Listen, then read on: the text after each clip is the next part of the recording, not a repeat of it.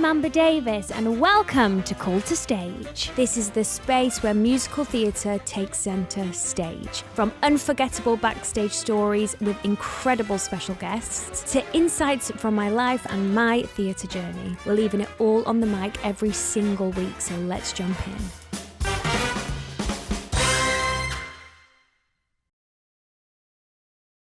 Hi guys, welcome back to Call to Stage with me, Amber Davies. Now, I have an Olivier nominee and a WhatsOnStage Award winner sitting next to me. He is the man who has not stopped and I don't think ever will. It's the fabulous Charlie Stemp. Hey mate, how are you? Hi darling. I feel like I've been hounding you for like the past 6 months. Oh, it's been quite nice though.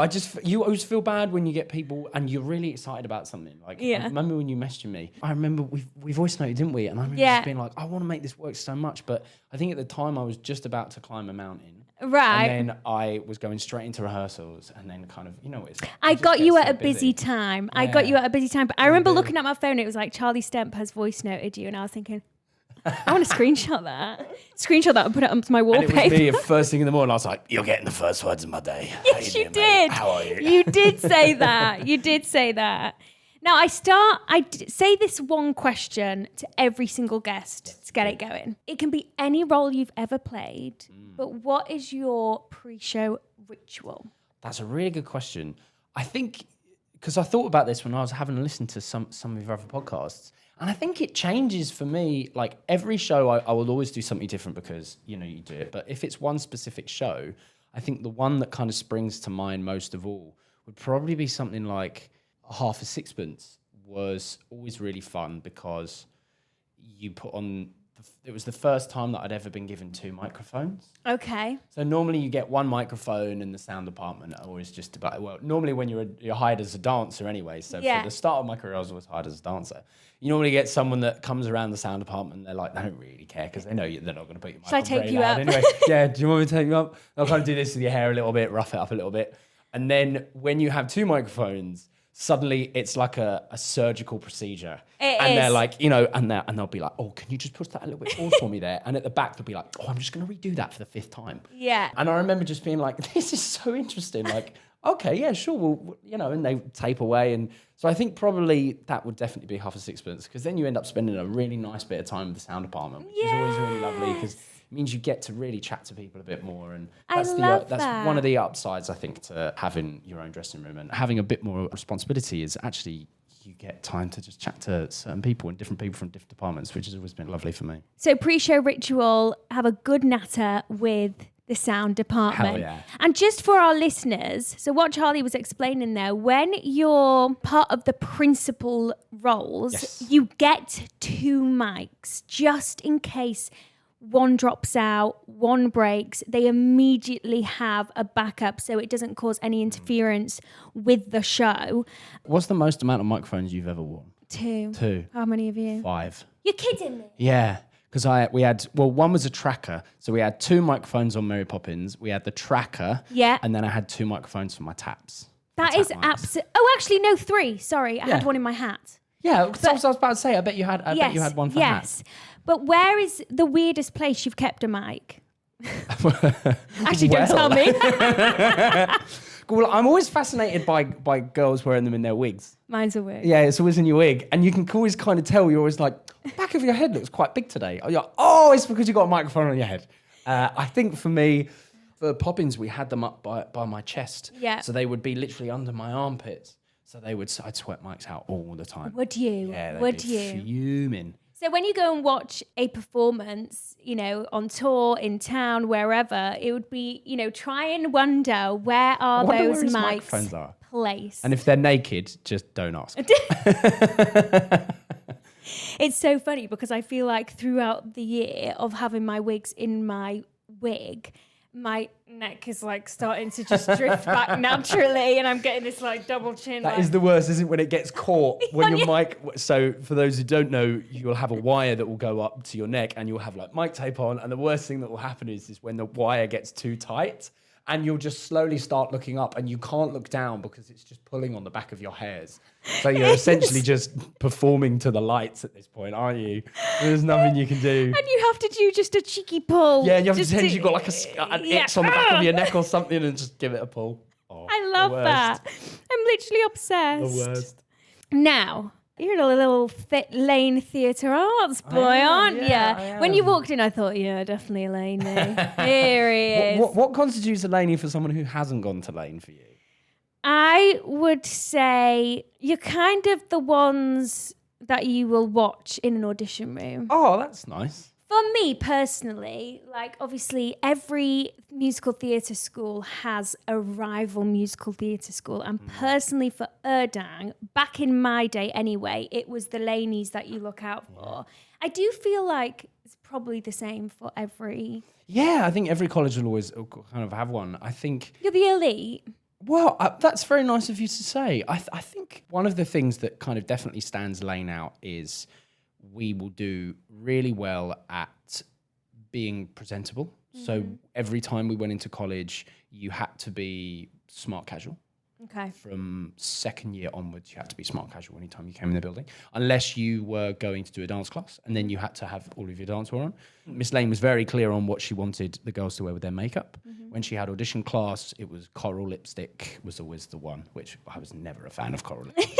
Even the word coral, I think, does not scream nice coral lipstick. Coral is 2001. Yeah, but it's Miss Laine's favourite, so all the girls had to buy coral lipstick. It was part of the uniform. Okay. So you kind of always grow up with this sense of you have to be very, very presentable.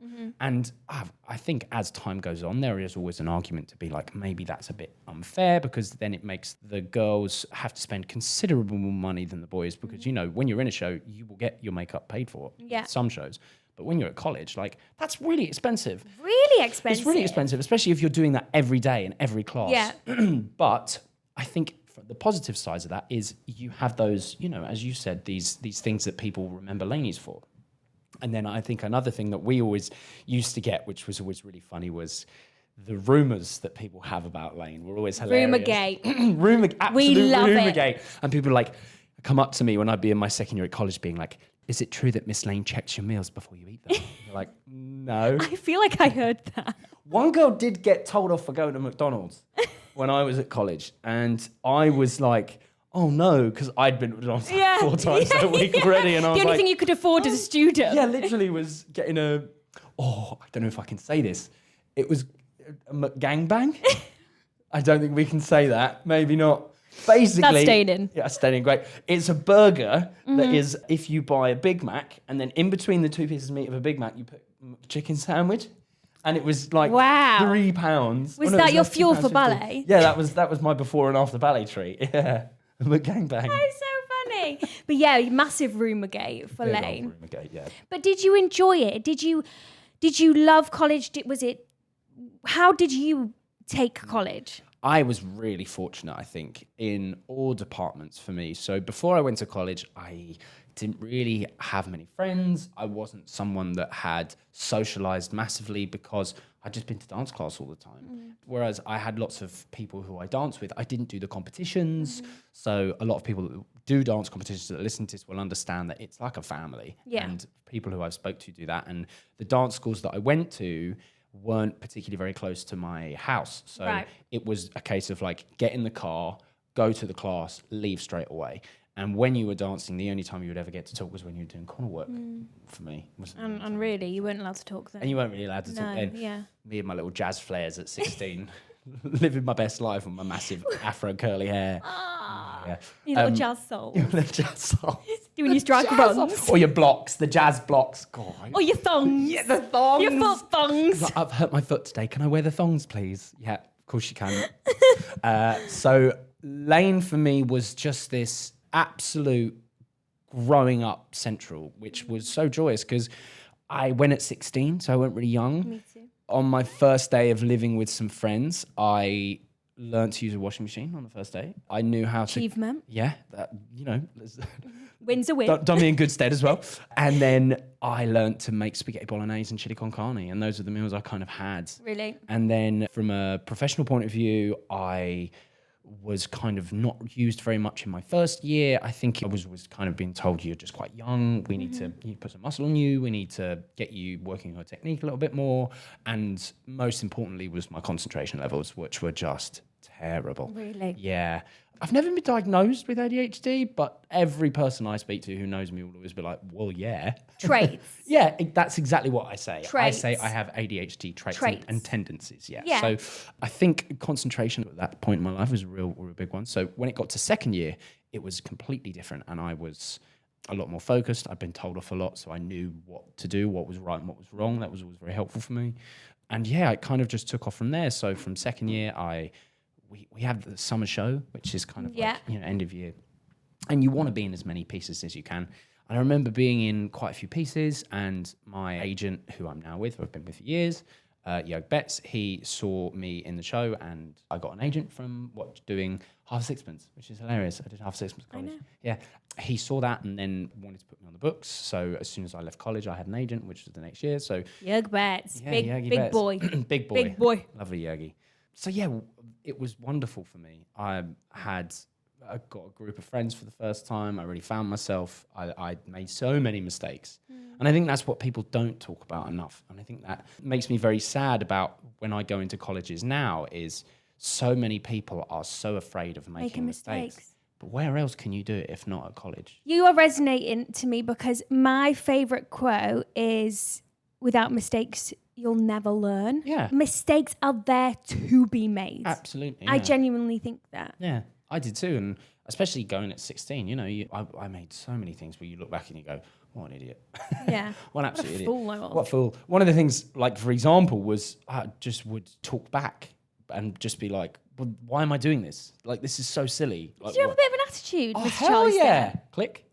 Absolutely. Well, I say attitude. It was more just that. Teenage attitude. Yeah, definitely that. young. And rebelling because I felt that I was the bee's knees. And I think that's something that was really important, was for someone, Miss Laine particularly, to just go, however good you think you are, I promise you it's not good enough to have an attitude.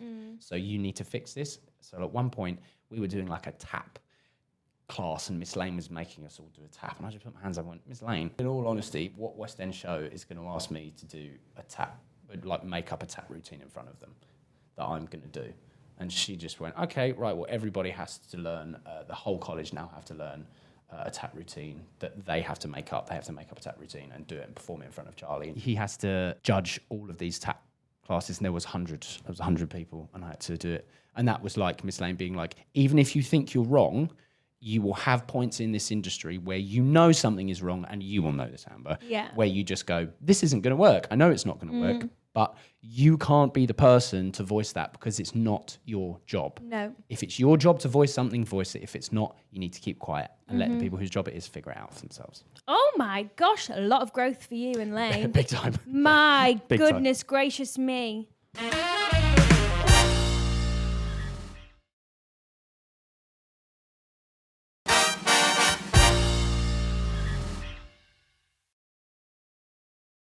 So I'm just gonna let me just clear my throat for this CV.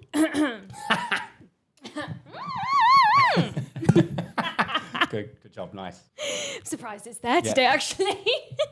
I'm not any sip of water today. That's always good when you're always like, oh my God, She's it's clean. really good.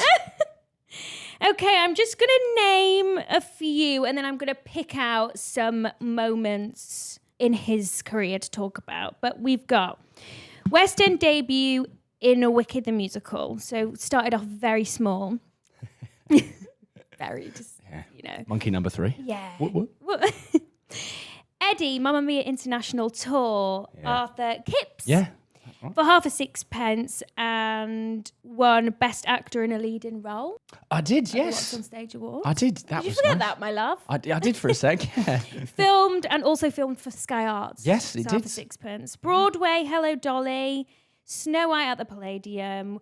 West End revival of Mary Poppins, where, honestly, if you got on the tube during that time, his face was everywhere. Crazy for You. Yeah. Currently in Kiss Me Kate. So let's digress. Shall we start with Half A Sixpence? Yeah. I feel like when I kind of was reading up, because obviously I've always known of you, and I love when I get guests on because I dive into their career. And when I was having a look, I was thinking, wow, I really do feel like that was the turning point for him. That was your golden ticket. It was, yeah. It was the big moment. It was always strange because anytime I talk about it, I have such pride of what we did, and I'd love to be like, I was the best person in the room. It was this, and it was all written in the stars. But I think, in all honesty, there was a lot of hard work, but also there was so much luck that the person who was doing the role in the first place couldn't do it, and he had to pull out, so they needed to find somebody else. And I'd auditioned, and then Cameron Mackintosh just turned around and was like, well, let's take the kid, and we'll make a big thing of we found this person who's going to be a big star. So if it wasn't for Cameron Mackintosh, I definitely wouldn't be sat here for sure.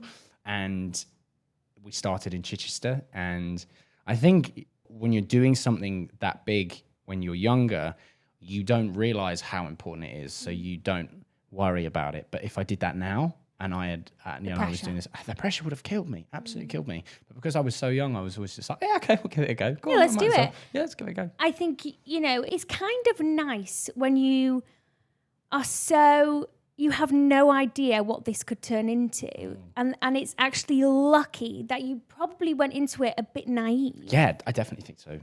With no expectations. When you have no expectations, you can never be disappointed. Yeah, absolutely. So, and do you know what is so interesting? Because Half A Sixpence was one of my first auditions out of college. No way. Yes. That's crazy. I just did one dance round. I think I'd graduated like a week prior. And I hated every single second of it. It was insane, wasn't it? It was awful. It was one of the hardest routines I've ever done. And I remember being packed into this room like sardines, and it was so like technically difficult, lots of jumps, lots of turns. Like, I'm not like a jazz girl, you know what I mean? I can do show choreography and, but technically I haven't got the biggest legs or the cleanest turns. I just felt like a complete fish out of water. So the fact that you went in and, took that title. I mean, it's like a marathon, really.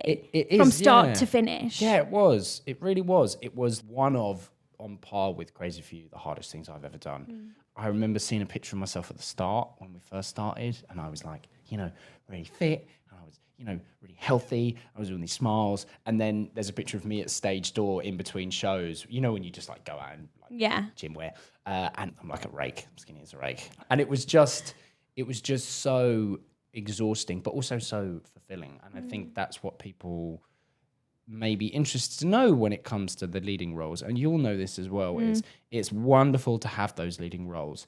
But if you think they're a walk in the park, they're really not. No. And they can be exhausting in so many ways if you are the person that has, I call it like the ball, keeping the ball in the air for the entire show, that takes a toll on you. And Sixpence was where I really learned how to deal with that pressure. Because some people, I think you'll know this as well, some people who will be the nicest people in the world, when you're having to deal with that amount of pressure, will suddenly be like angry and shouting all the time and stressed and brings out the worst in them. It does, because if the show isn't going well, it's on you. It's your responsibility. If it's a bad show, you're the person that's keeping the ball in the air. You're the person people are going to look to if it's not good enough. I know.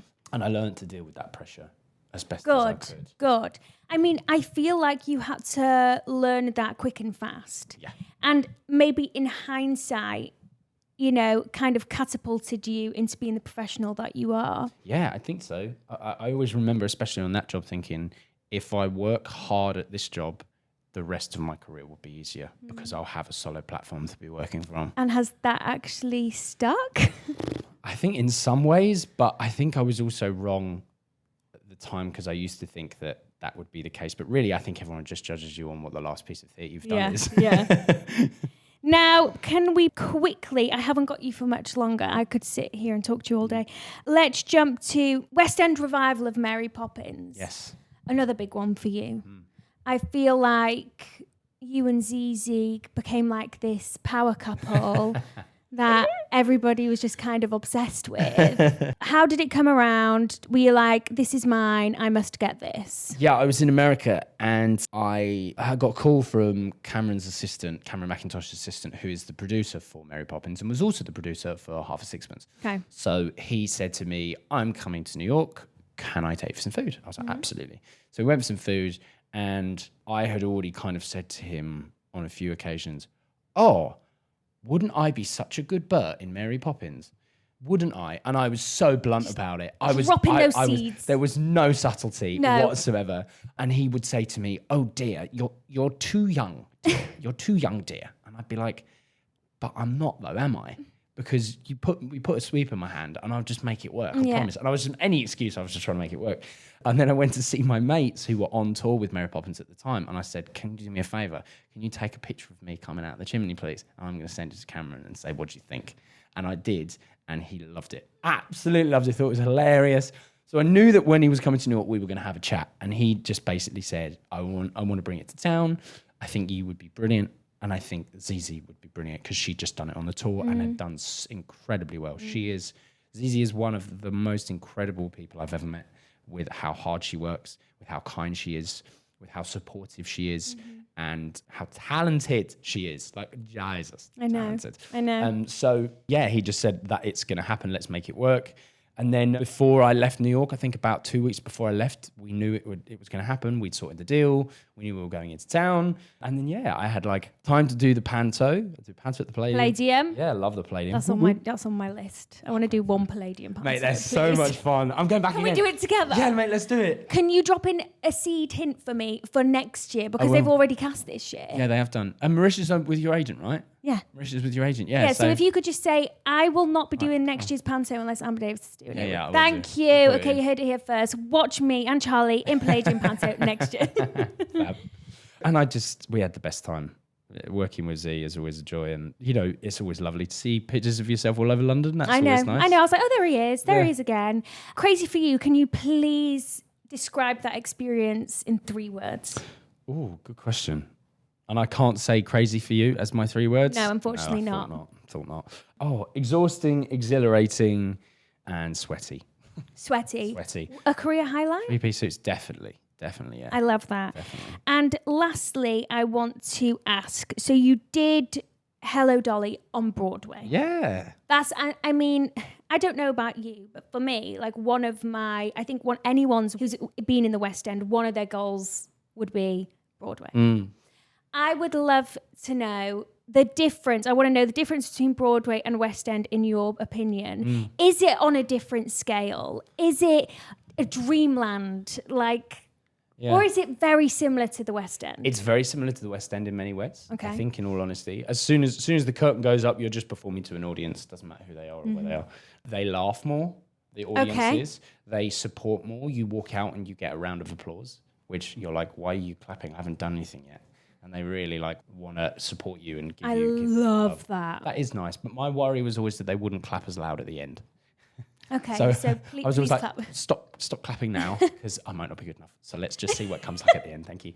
And then we would, I think one of the main differences is that the ensemble of a show is paid nearly 3 times as much. Dramatically higher. So you will have people in the ensemble who will have kids who will, I'd say the average age of my cast was about 30. Really? Yeah. And we will know on the West End, a large percentage of people in the ensemble are teens, yeah, or are, early 20s, because financially it may not be very beneficial for them to continue. Or if you have kids, you can't support that. If you're a single parent, there's just no way. No. There is absolutely no. So I think that was the main difference, was just this maturity. There is a considerable amount of people there, though, as well. So there's 10 times more people in Harder America. to get the job. So there are 10 times as many people. And they wouldn't say they have that many more jobs than us, because our touring system is actually quite similar to theirs. But they'll just do big venues and stay there for longer. Yeah. Do you want to hit Broadway again?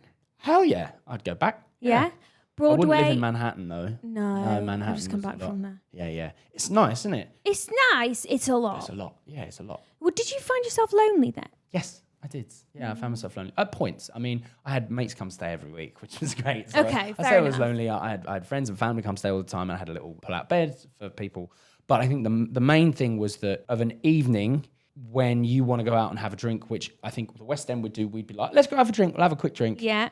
That isn't their culture. No, it's not. It's not their culture to go for a drink. So I was always like, let's go for a beer. And then everyone was like, oh, sorry, not. Sorry, I've got families to go home to. They're They're commuting. exactly, families to go home to. Yeah. And then the only other thing that I found was that you want to speak to your family then of an evening, but because of the time difference, everyone's asleep. So I took up a few things of an evening that was good fun. They PG? Yeah. Most of them. No, I did, yes. I found a 24-hour gym, which was always cool. Wow. So I actually did my workouts of an evening, which, it sounds quite boring, but it was always really nice. And I loved the night walk. health. I loved the nighttime walk. Really? In Manhattan? Yeah, I mean, I was on a nice bit. I was 42nd and 11th. Oh, always, okay. And it was. I always felt very safe in my area. But yeah, I loved it. So can I just ask, Broadway or West End? West End, no question. Okay. No question. I love that so much. And then just finally, before you leave, I just have one more question to ask you. Yes. Will you follow me back on Instagram? Oh, I'm so sorry. I get this all the time. I am so bad at Instagram, mate. Honestly, I'm so terrible. bad at Instagram. I'm terrible. That's fine, but you literally have 12 hours to follow me back. Otherwise, I'm unfollowing you. I'm doing it right now. Do you know how bad I am at Instagram? Yes. I delete it every time I use it. I delete the app. Because otherwise I'll just be on it all day. You just cannot connect to it. I can't spend 3 hours of my day looking at videos of people gardening. Because I will, and I have done. Well, I just want to say this has been an incredible, successful ep. Charlie now follows me on Instagram. This has been an absolute... He follows me! It's done. There you go. I am now But if there's not good content, you're not staying. So I'm just saying, you've got to keep it up. Okay, yeah? okay, I promise you. Okay. Okay. But thank you so much. You've been an absolute joy. Anytime, pal. Thanks, Rob. Thanks for listening.